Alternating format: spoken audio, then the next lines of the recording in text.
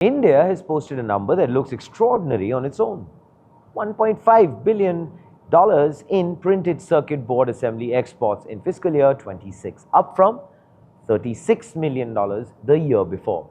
That is a 40-time jump in a single financial year. But before this becomes a victory lap, it is worth asking one question. Who is buying? Well, the answer changes the story entirely. India exported $1.5 billion worth of printed circuit board assemblies to China in fiscal year 26, up from just $36 million a year earlier. That is a 40% jump, 40-time jump, in a single year.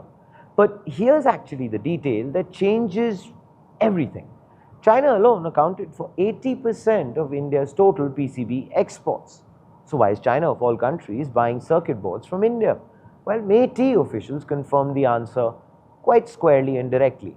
These are simpler, lower value boards, the kind Chinese factories no longer find cost effective to make themselves. So China is basically climbing up the value chain into semiconductors and AI chips. And India is, well, filling the space China is choosing to leave behind. That's useful, by the way, but it is not the same as competing at China's level. Now here's where the story really resides. India imported $46.4 billion worth in electronics from China in fiscal year 26. It exported $1.5 billion in PCBs back to China. Now, for every dollar India earns selling electronics to China, it spends roughly $7 buying from China.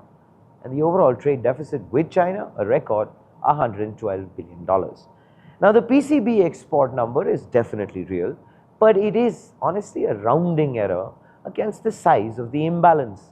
And here's where the gap, which is honestly something that maybe a lot of people won't highlight or might just gloss over. India still imports 88% of its bare PCBs, the base boards, before any components are even soldered on.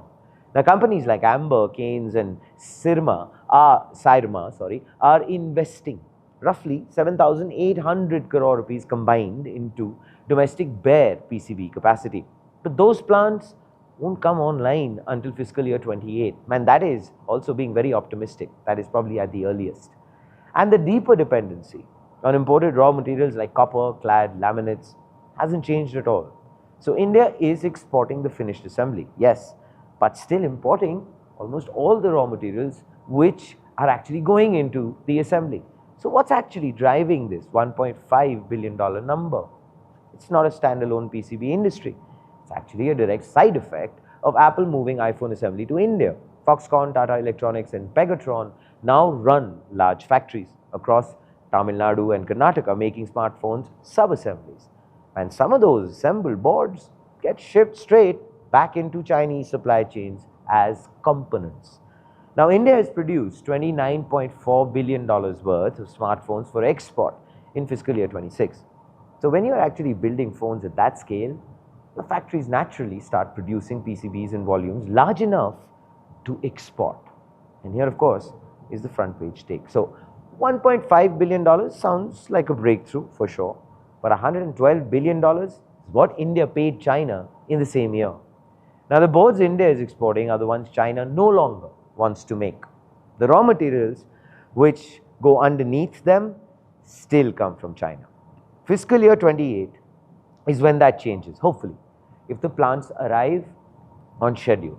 But until then, the 40-time number is definitely real. What it proves is actually still being built. What are your thoughts on that last line? Please do let us know in the comments below. This, ladies and gentlemen, is Front Page by the IIM Network. Like, share, subscribe, and always remember, think AI, think AIM.